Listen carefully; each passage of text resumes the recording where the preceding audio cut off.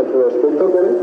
ওনার এই বার্তা শুনে তারা এই পরিস্থিতি নিয়ন্ত্রণে নিয়ে চলে আসবে এবং আমরা একটা সুন্দর একটা পরিস্থিতির দিকে আমরা এগিয়ে যাব ইনশাআল্লাহ।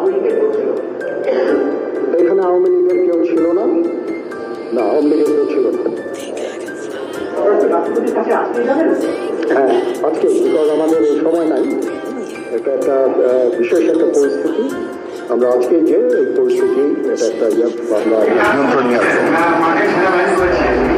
সেনাবাহিনী শান্তি শৃঙ্খলা বজায় রাখার কাজ চালিয়ে যাবে এবং আপনাদের সবার দায়িত্ব, ছাত্রদের দায়িত্ব, রাজনৈতিক নেতৃবৃন্দ এবং রাজনৈতিক কর্মীদের দায়িত্ব হচ্ছে সেনাবাহিনীকে সাহায্য করা এবং আপনারা মিডিয়ার মাধ্যমে আমাদেরকে এই যে একটু আমাদের সাহায্য করেন। সুতরাং আমরা তাহলে এই পরিস্থিতি নিয়ন্ত্রণ সহজেই নিয়ে আসতে পারব। না, যদি জিনিসটা শান্ত হয়ে যায় তাহলে আর কারফিউর কোনো প্রয়োজন নাই, কোনো জরুরি অবস্থার প্রয়োজন নাই, কোনো কারফিউর প্রয়োজন নাই, কোনো গোলাগুলির প্রয়োজন নাই। আমি আদেশ দিয়ে দিয়েছি সেনাবাহিনী কোনো গোলাগুলি করবে না, পুলিশ কোনো গোলাগুলি করবে না। আমি আশা করছি যে আমার এই বক্তব্যের পরে পরিস্থিতি উন্নতি হবে, আমরা একটা সুন্দর পরিবেশের দিকে যাচ্ছি।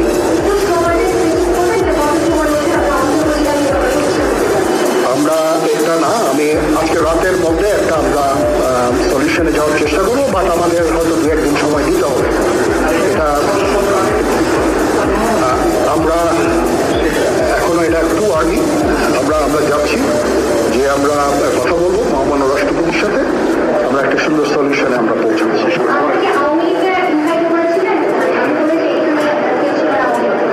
পরিস্থিতি ছিল খুব কম, সময় খুব কম ছিল। আমি যাদেরকে পেয়েছি অনেককেই আমি বলেছি, সবাই হতেন, বাট প্রধান রাজনৈতিক দলের সমস্ত স্থানীয় নেতৃবৃন্দরা এখানে ছিলেন, তাদের সাথে আমি কথা বলেছি এবং ওনারা সবাই আমাদের এই প্রস্তাবে, এই যে আমরা যে আলোচনা করছি, সবাই এটাতে রাজি হয়েছে।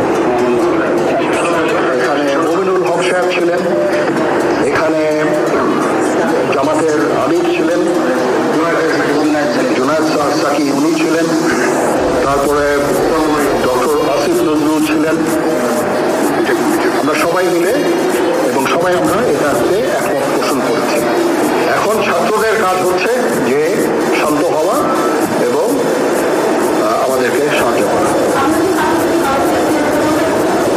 আমি তো বলছি তখন আমার এই বক্তব্যের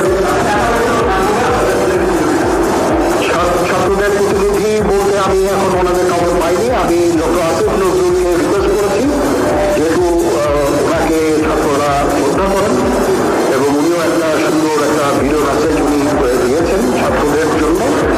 আমি আশা করব যে এই ভিডিও মেসেজটাও কাজে হবে, কাজ দিকে এইভাবে আমরা কাজ করেন।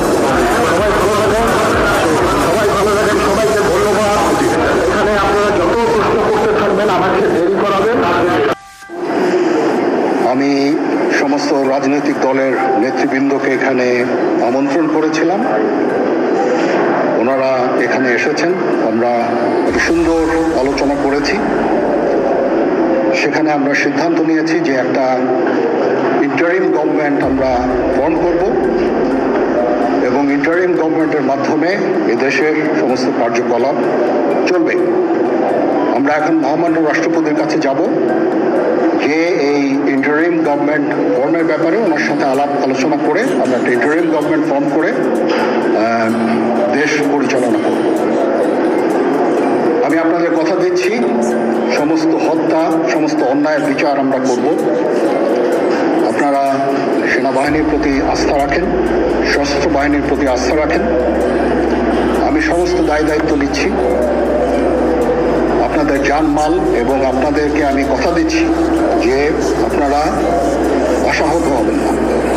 ইনশাল্লাহ আপনাদের যত দাবি আছে সেই দাবিগুলো আমরা পূরণ করব এবং দেশে একটা শান্তি শৃঙ্খলা ফিরিয়ে নিয়ে আসব। আপনারা আমার সাথে সহযোগিতা করেন, দয়া করে আর এই ভাঙচুর মারামারি, সংঘর্ষ এগুলো থেকে বিরত হন। আমি নিশ্চিত যে আপনারা যদি আমার কথা মতো চলেন, আমাদের সাথে যদি একসাথে যদি কাজ করি আমরা, নিঃসন্দেহে আমরা একটা সুন্দর পরিণতির দিকে আমরা অগ্রসর হতে পারি। আপনারা দয়া করে আমাকে সাহায্য করেন। মারামারি করে এই সংঘাতের মাধ্যমে আমরা আর কিছু অ্যাচিভ করতে পারবো না, আর কিছু আমরা পাবো না। সুতরাং দয়া করে আপনারা সমস্ত ধ্বংসযজ্ঞ, সমস্ত অরাজকতা, সমস্ত সংঘর্ষ থেকে বিরত হন এবং ইনশাআল্লাহ আমরা সবাই মিলে একটা সুন্দর ভবিষ্যতের দিকে আমরা অগ্রসর হব। প্রতিটা হত্যার বিচার করা হবে, প্রতিটা অন্যায়ের বিচার হবে। আমরা আজকে সুন্দরভাবে কথা বলেছি, সমস্ত দলের প্রধান দলের নেতারা এখানে উপস্থিত ছিলেন। আমি ওনাদের ইনভাইট করেছিলাম এখানে, ওনারা ভেরি নাইস অফ দেম যে ওনারা এসেছেন, অ্যান্ড আমরা একটা সুন্দর আলোচনা করেছি এবং এই আলোচনাটা ফলপ্রসূ হবে বলে আমি মনে করছি এবং আমরা একটা সুন্দর একটা ইন্টারিম গভর্নমেন্ট ফর্ম করে আমরা দেশ পরিচালনা করব। মাননীয় প্রধানমন্ত্রী পদত্যাগ করেছেন এবং এখন একটা ইন্টারিম গভর্নমেন্ট ফর্ম করে আমরা আমাদের কার্যক্রম পরিচালনা করব। আপনারা একটু ধৈর্য ধরেন, আমাদের কিছু সময় দেন, ইনশাআল্লাহ আমরা সবাই মিলে সমস্ত সমস্যার সমাধান করতে সক্ষম হব। আপনারা আর এই সংঘাতের পথে যাবেন না এবং শান্তি শৃঙ্খলার পথে ফেরত চলে আসেন। আমাদের দেশের অনেক ক্ষতি হচ্ছে, অর্থ সম্পদের ক্ষতি হচ্ছে, জানের লোকজন মারা যাচ্ছে। তো এগুলো থেকে আপনারা বিরত হন এবং আমাদের সাহায্য করেন। আমি সমস্ত দায়িত্ব নিচ্ছি, আপনারা আমাকে সাহায্য করেন। সবাইকে ধন্যবাদ। আল্লাহ হাফেজ।